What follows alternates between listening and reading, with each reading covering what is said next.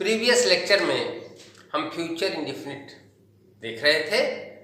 अब इसमें future indefinite negative sentence हम देखेंगे। फ्यूचर इंडेफिनिट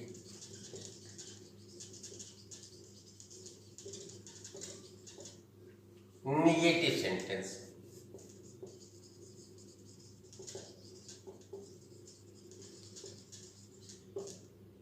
निगेटिव सेंटेंस नकारात्मक वाक्य। फॉर एग्जाम्पल, वह मेरे साथ भोजन नहीं करेगी या नहीं करेगा। वह मेरे साथ भोजन नहीं करेगा।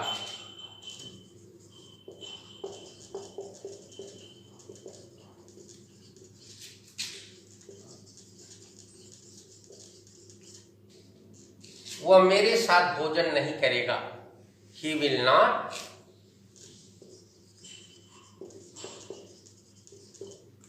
not take meal with me। वह मेरे साथ भोजन नहीं करेगा। तुम्हारा भाई कल यहां नहीं आएगा। तुम्हारा भाई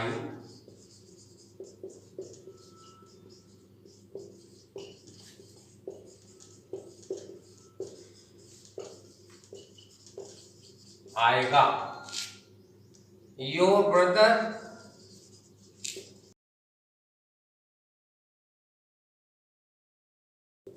will not come here tomorrow।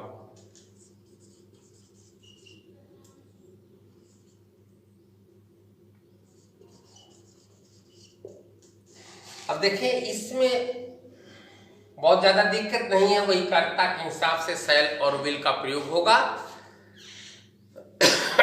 Not और नेवर लगेगा। अब इसका yes or no type sentence.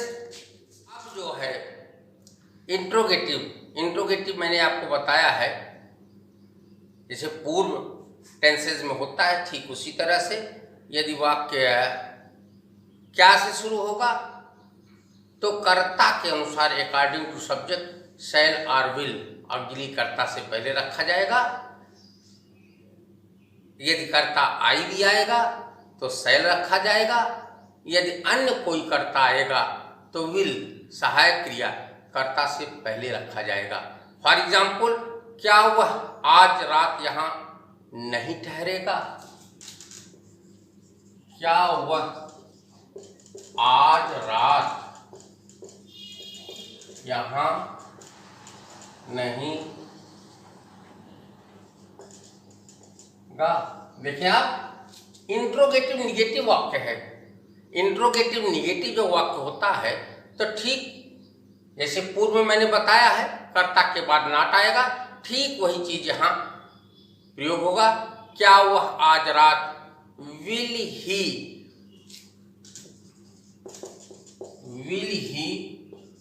Not. अब देखें, विल सहायक क्रिया हुआ, कर्ता, फिर निगेटिव हुआ। नॉट निगेटिव है इसलिए नॉट है। Will he not stay here tonight. Will he not stay here tonight, sign of interrogation. ठीक इसी तरह से एक वाक्य मैं और देता हूं, थोड़ा टेक्निकल दिखाई देता है लेकिन अनुवाद ठीक इसी तरह। क्या मैं जाऊं या ठहरूं। क्या मैं जाऊं या ठहरूं। देखें, यह भी वाक्य इंट्रोगेटिव है, क्या से शुरू है, तो इसका भी कर्ताई है तो शैल आई गो और स्टे। शैल आई गो और स्टे। शैल आई गो और स्टे। देखिए, इसी तरह से ये येस और नो टाइप सेंटेंस बनता है। यदि वाक्य में कब, कहाँ, क्यों, कैसे, क्या क्वेश्चन वर्ड आएगा तो वह वाक्य में सर्वप्रथम लिखा जाएगा। उसकी वाक्य रचना एक बार हम देख लेते हैं। सर्वप्रथम क्वेश्चन वर्ड,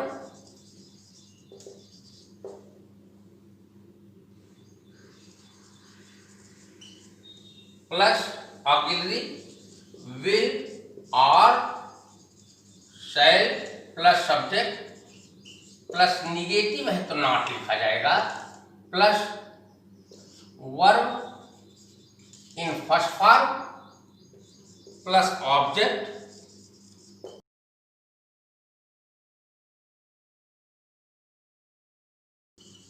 ये वाक्य रचना होगी।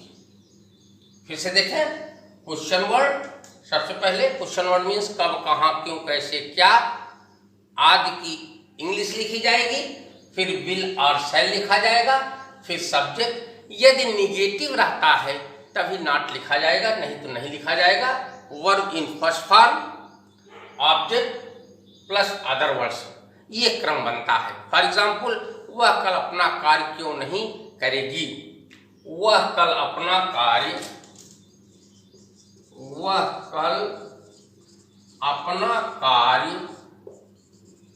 क्यों नहीं करेगी। देखें क्यों आ गया और नकारात्मक शब्द भी आया है तो होगा why will she not do her work tomorrow, sign of inclusion. फिर से देखें, एक बिल्कुल वाक्य रचना के अनुसार है। सबसे पहले क्वेश्चन वर्ड हमने रखा, कर्ता सी है इसलिए वी रखा, निगेटिव है नॉट लगाया, डू मीन्स करना, क्रिया का first form, her work object हुआ, उसके बाद टुमारो हमने लगाया। यही इसी तरह से वाक्य रचना बनती है। एक एग्जाम्पल और हम देखते हैं, हु वाला वाक्य है, इन बच्चों को कौन पढ़ाएगा, इन बच्चों को कौन पढ़ाएगा।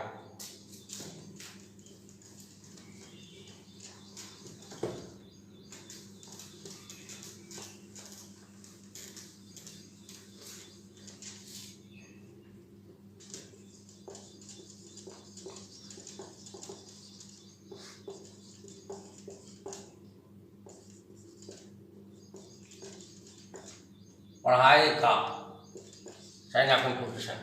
इन बच्चों को कौन पढ़ाएगा, क्या होगा, who will teach these small children, who will teach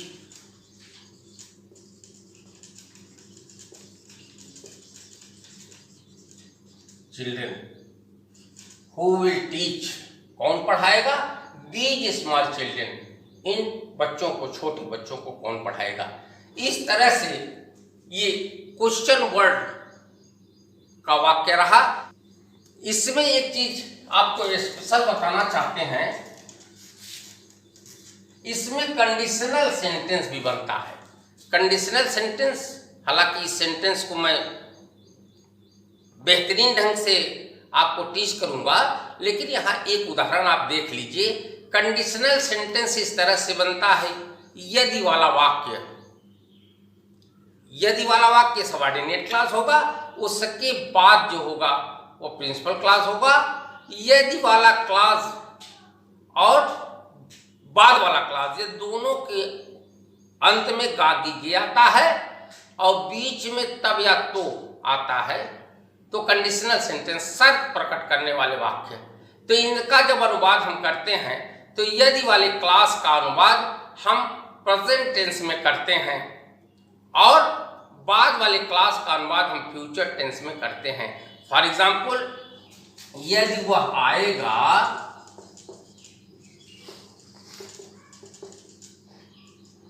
तो मैं उसे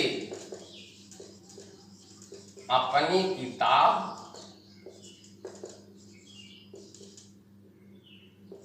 दे दूंगा।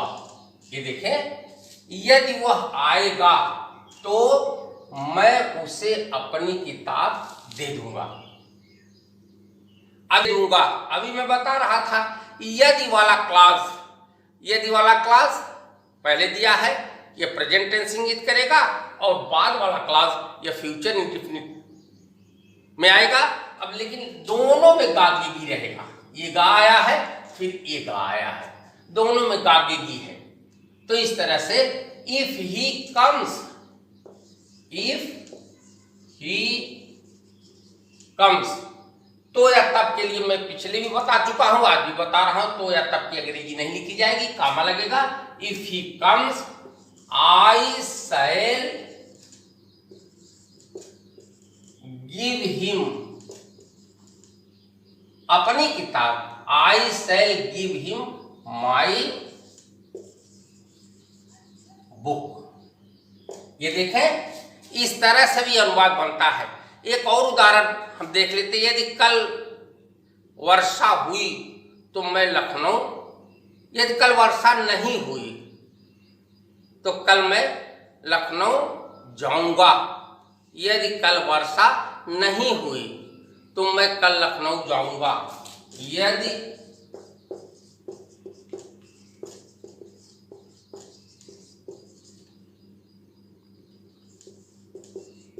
तो मैं कल लखनऊ जाऊंगा। ये देखें, यदि कल वर्षा नहीं हुई, इफ इट इज नॉट। अच्छा, ये दूसरे तरह का वाक्य हो गया, आपको संदेह हो सकता है।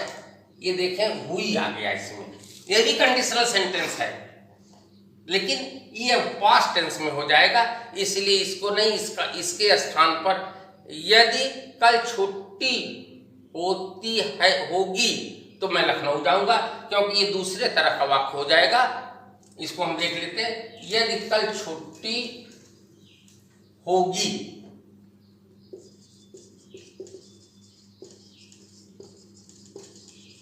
होगी तो, अब यहां हुई आया था, इसलिए इस वाक्य को मैंने बदला है, क्योंकि उसका दूसरे ढंग से अनुवाद करते हैं वो कंडीशनल सेंटेंस में, उसको मैं बताऊंगा। यदि कल छुट्टी होगी, इफ इट प्रेजेंट टेंस होगा, it is holiday tomorrow. If it is holiday tomorrow, तो मैं लखनऊ जाऊंगा। अब कल आ गया है, इसलिए यदि कल छुट्टी होगी तो मैं लखनऊ जाऊंगा। यहां कल आ गया क्योंकि सेंटेंस एक है, कंडीशनल सेंटेंस है। आई शैल, कामा, आई शैल गो टू लखनऊ। इस तरह से इसमें कंडीशनल सेंटेंस भी बनता है। अब आपको एक चीज और बता दें, फ्यूचर टेंस में तक के लिए बाई का प्रयोग होता है। तक के लिए बाई का, फॉर एग्जाम्पल, मैं कल तक इस पुस्तक को समाप्त कर लूंगा। मैं कल तक इस पुस्तक को समाप्त कर लूंगा। मैं कल तक इस पुस्तक को समाप्त कर लूंगा। ये देखें, मैं कल तक इस पुस्तक को समाप्त कर लूंगा, इसका मतलब I shall finish this book by tomorrow. I शैल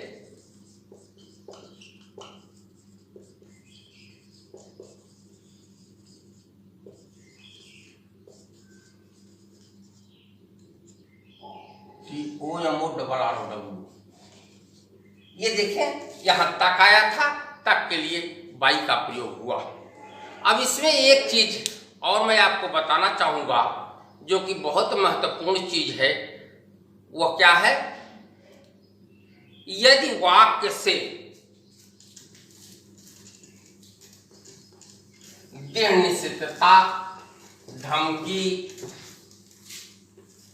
वादा, वचन आदि, प्रॉमिस, अर्थेट, ये डिटर्मिनेशन, यदि इनका बोध होता है इसी वाक्य से, तो इसमें कोई कठिनाई की बात नहीं है, केवल कर्ता आई वी के साथ विल का प्रयोग हो जाएगा, अन्य सभी कर्ता के साथ शैल का प्रयोग होगा। फिर से सुनिए, यदि वाक्य से determination, promise, proposal, determination, promise, threat कहने के बाद दे, निश्चितता, धमकी, वचन, वादा, इसका बोध होता है तो अनुवाद करते समय कर्ता आई वी के साथ विल का प्रयोग, अन्य सभी कर्ता के साथ शैल का प्रयोग होगा। फॉर एग्जाम्पल, तुम्हें वहां जाना पड़ेगा, तुम्हें वहां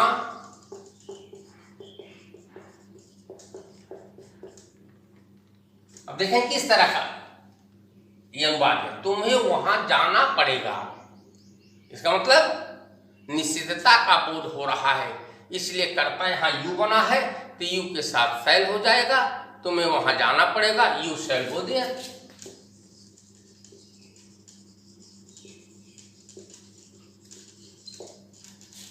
तुम्हें वहां जाना पड़ेगा, यू शैल गो देयर। मैं आज अपनी किताब पढ़ लूंगा, मैं आज अपनी किताब पढ़ लूंगा। मैं आज अपनी किताब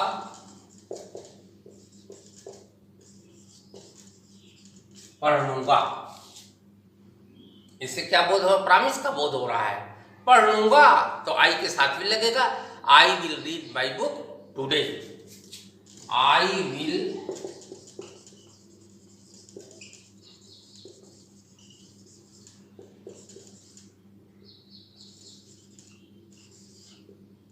टुडे। एक चीज और यहां बता दें आपको, यदि वाक्य से ये इंट्रोगेटिव है, क्योंकि इंट्रोगेटिव में पहले बता चुके, थोड़ा सा एक बार रिवीजन कर देते हैं। कौन सा, कौन सी, कितना, कितनी आता है वो संबंधित नाउन के साथ अनुवाद होगा। फॉर एग्जाम्पल, तुम कल कौन सी किताब पढ़ोगे? तुम कल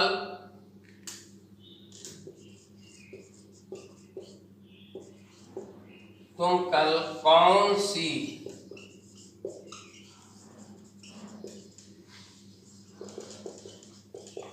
देखें कौन सी आया है।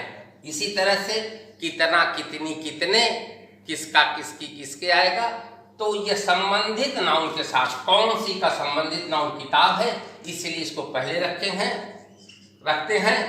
विच बुक, विच बुक, कौन सी किताब। Will you read, will you read tomorrow.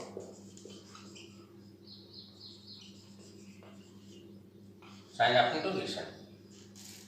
यदि देखिए इससे भिन्न है, ये इंट्रोगेटिव का इसलिए बता रहे हैं कि और टेंस में बताया था मैं, इसमें छूट गया था, इसलिए इसका उदाहरण मैं बता रहा हूं। हालांकि ठीक उसी तरह से केवल सहायक क्रिया का परिवर्तन क्रिया का फर्स्ट फॉर्म हुआ है। और एक शब्द और बताना चाहे, कब तक। जैसे तुम यह किताब कब तक पढ़ोगे, तुम यह किताब कब तक पढ़ोगे। ये भी देखें आप, कब तक पढ़ोगे। कब तक के लिए हाउ लॉन्ग का प्रयोग होता है, ध्यान दीजिएगा। How long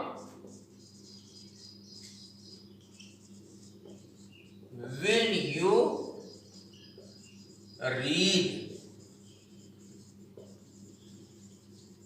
this book. How long will you read this book, तुम यह किताब कब तक पढ़ोगे। इस तरह से ये फ्यूचर इंडेफिनिट में मैं आपको बताता हूं क्या क्या बताया। फ्यूचर इंडेफिनिट में अफर्मेटिव, नेगेटिव, इंट्रोगेटिव बताया। इसके साथ साथ कंडीशनल सेंटेंस का मैंने एक ग्लांस दिया है। अभी कंडीशनल सेंटेंस नहीं पढ़ाया है, ये ग्लांस दिया, एक दृश्य माने एक झलक मैंने दिया है। इसके साथ साथ मैंने आपको बताया यदि वाक्य से देह निषेधता, धमकी, वचन आदि का बोध होता है तो उसमें कुछ नहीं होता, केवल सहायक क्रिया का परिवर्तन है और क्रिया का फर्स्ट फॉर्म है। इस तरह से ये फ्यूचर इंडेफिनिट समाप्त होता है। अब नेक्स्ट लेक्चर में हम फ्यूचर कंटिन्यूअस देखेंगे। आपको हर लेक्चर में जो माइन्यूट थिंग्स हैं, कहने का तात्पर्य बारीक बारीक रो रेगुलेशंस हैं, उनका मैं जिक्र अवश्य करूंगा। आप पढ़िए, ध्यान से पढ़िए, निश्चित तौर से ये टेंस की कठिनाई दूर हो जाएगी। थैंक्स।